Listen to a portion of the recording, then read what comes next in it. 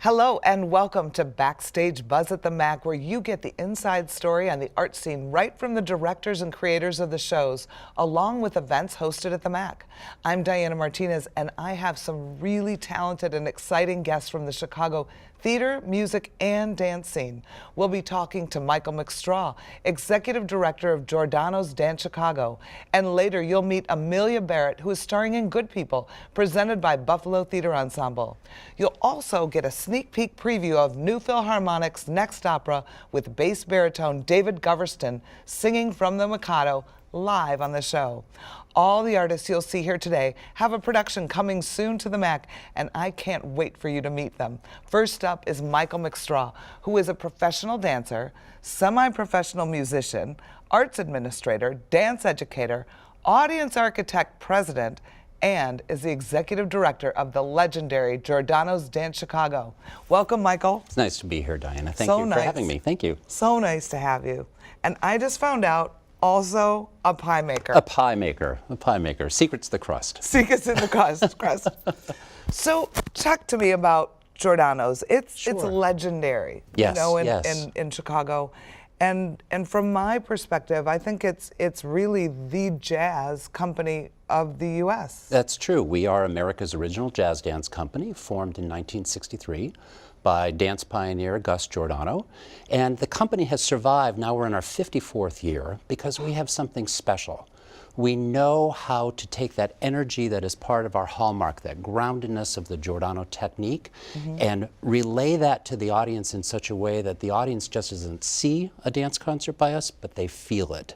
And we hire dancers who have that same spirit, that same energy. So when you watch one of our performances, which takes you on a journey through emotions, through musical genre, through dance styles, you feel the dancers as much as you hear and see them.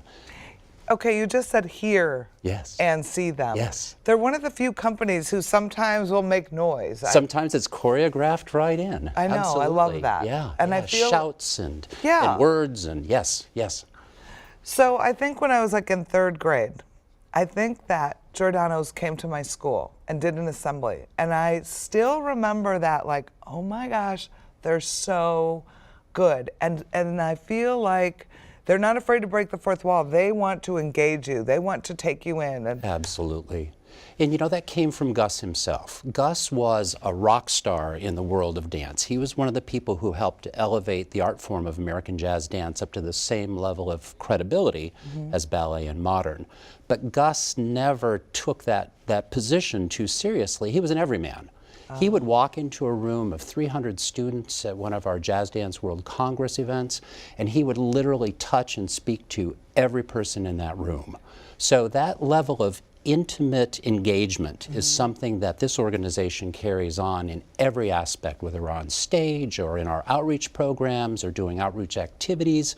That's something that we possess and that is part of our brand. Well, and it works. I mean, Thank you. It sticks. It's compelling. Yeah. So Giordano's not only is legendary in the U.S., also it's traveled the world, right? It's amazing. We have been to 27 countries, 46 states, and well over 1,200 cities in our 54 years. And one of the big things that began was back in the late 60s, the Bolshoi Ballet had come through Chicago. And Giordano Dance Chicago, actually at the time I think it was called the Gus Giordano Dance Company or something like that, was asked to perform for the Bolshoi. And they were Here in Chicago? Here in Chicago. Okay. And they were so impressed that they invited the company to come to Russia. Wow. So we performed in 1974, the first jazz dance company to ever tour what was then the Soviet Union. How was it received, I wonder? Oh, obviously, it was a well, fantastic tour, and it really Wow. kind of kick-started the company into that international renown. How exciting. Yeah. So tell us about the show we're going to see at the MAC here. You're going to see another very typical Giordano Dance Chicago performance. Nan Giordano, our artistic director and daughter of Gus, is renowned for her ability to create a program that, as I said before, takes you on a journey. And so she shapes the program in such a way that you sometimes laugh, you sometimes get teary-eyed, and you end wanting more. So we're beginning with a work by Roni Koresh. Roni is Israeli-born. He has his own dance company in Philadelphia, and he created this work called Crossing Lines that has a fierceness and attack to it through its every section in it. And then we switch gears. We go to Shirt Off My Back by Ray Mercer, who is a Broadway performer in Lion King. And it's that quality that we all possess of wanting to give to the people we love so much that we literally give the shirt off of our back. Oh. In the second half of the program, we start off with the reconstruction of a work by Frank Chavez, a former artistic director of River North Dance Chicago. It's called Grusin Suite, music by Dave Grusin, the film and jazz composer. And it's a jazzy, high-spirited piece.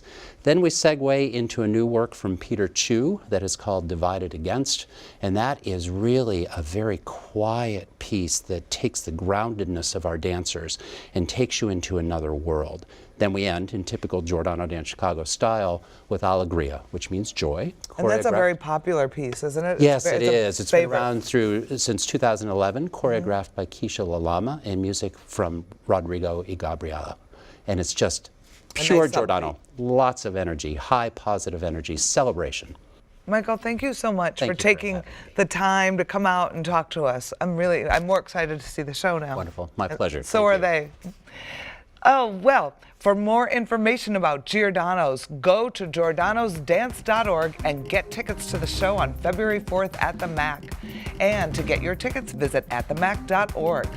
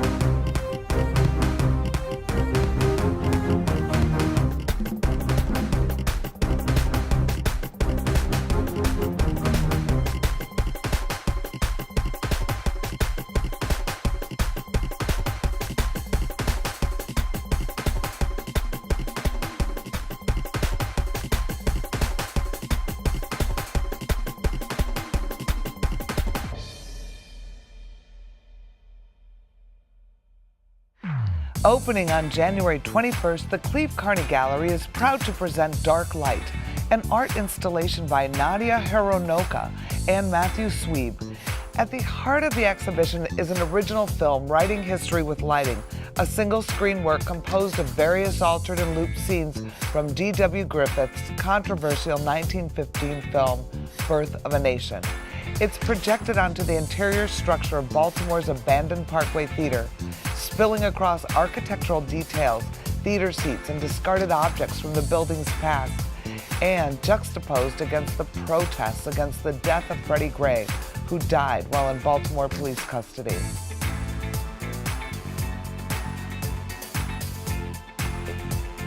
Also opening at the MAC in February is Buffalo Theatre Ensemble's second show of the season, Good People.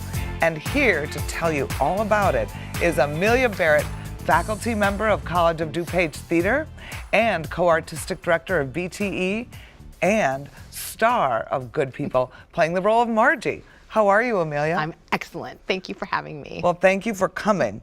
So, you are now working on both sides of the fence, right? You're working on the administrative management side and the creative talent side. What do you like better? Neither. I'm teasing. But because, you know, everything that we do, and you included, everything that we do feeds the other side. Yeah. So I think when I was younger, I thought, well, theater is different, art is different. It's not different, but it all feeds the same thing. So when working on the administrative side, you see the big picture and you try to facilitate something and anticipate what might happen, and no one can figure out the future. Right. But then, as an artist, you have to be in the moment and not think about the future at all. So it's working both sides. Yeah. So how do you think things are going? Oh, they're going so well.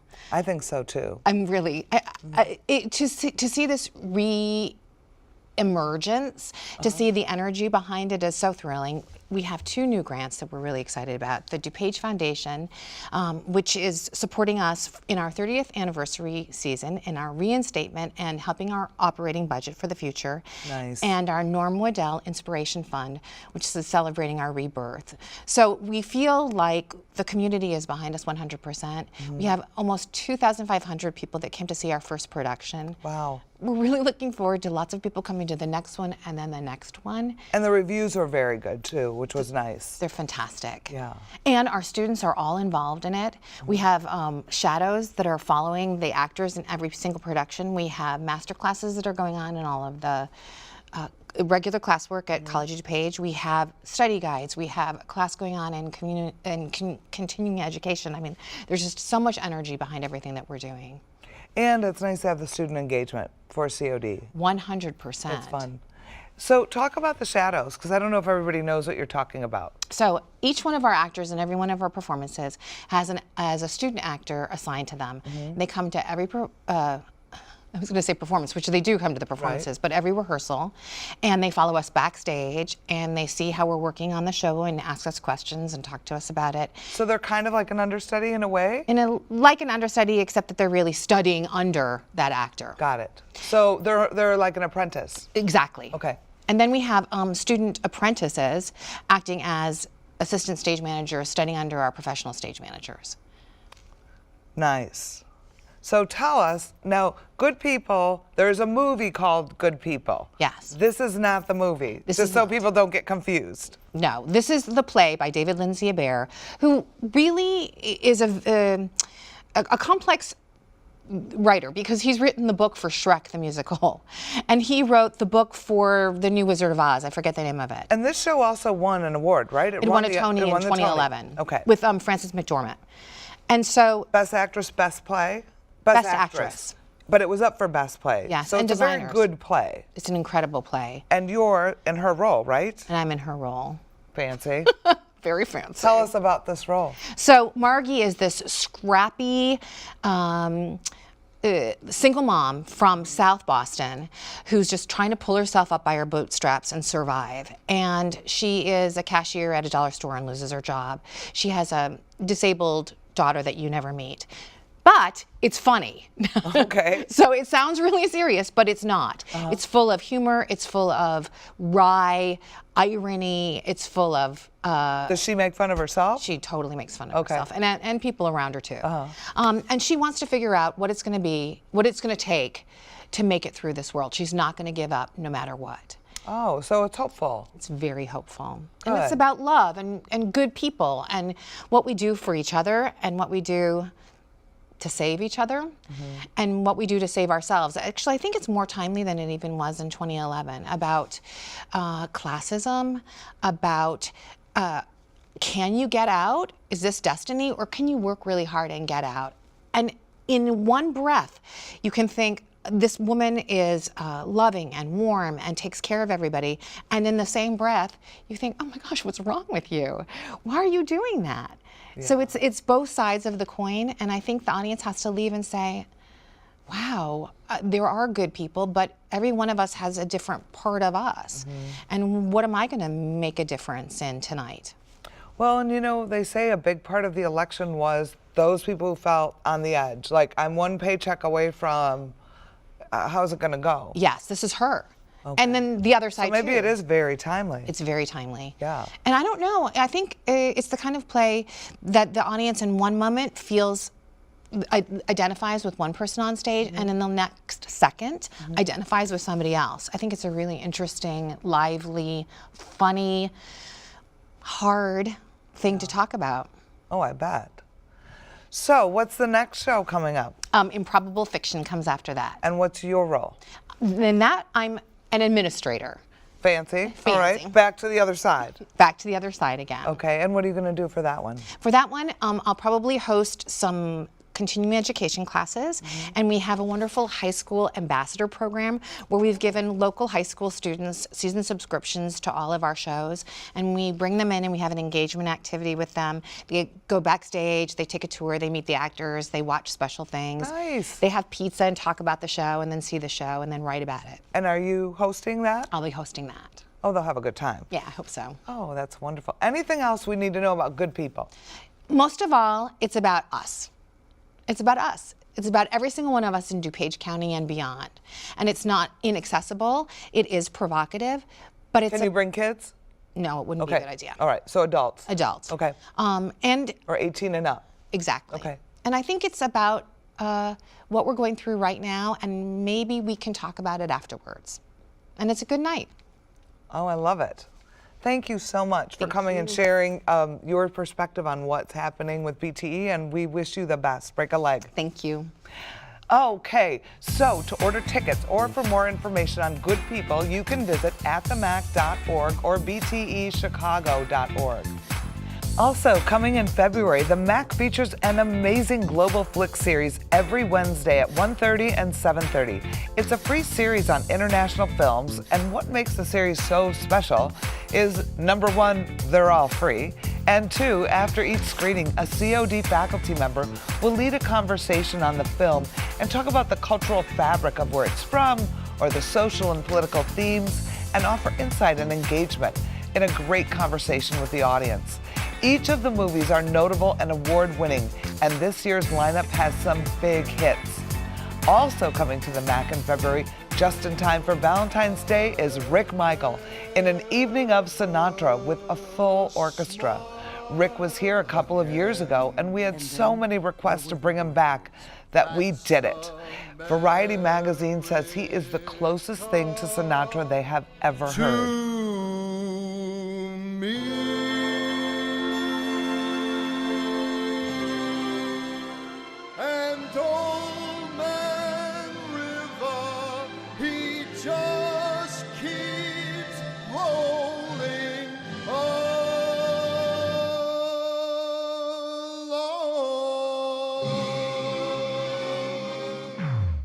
Also coming to the MAC on Sunday, February 12th, is the 5 Irish Tenors, direct from Dublin. Then, on the 25th of February, NPR humorist and host Ira Glass will come to the MAC in his all-new show, The 7 Things I've Learned. And on Saturday, March 4th, illusionist and comedian Mike Super is back with an all-new show. You may remember him from America's Got Talent.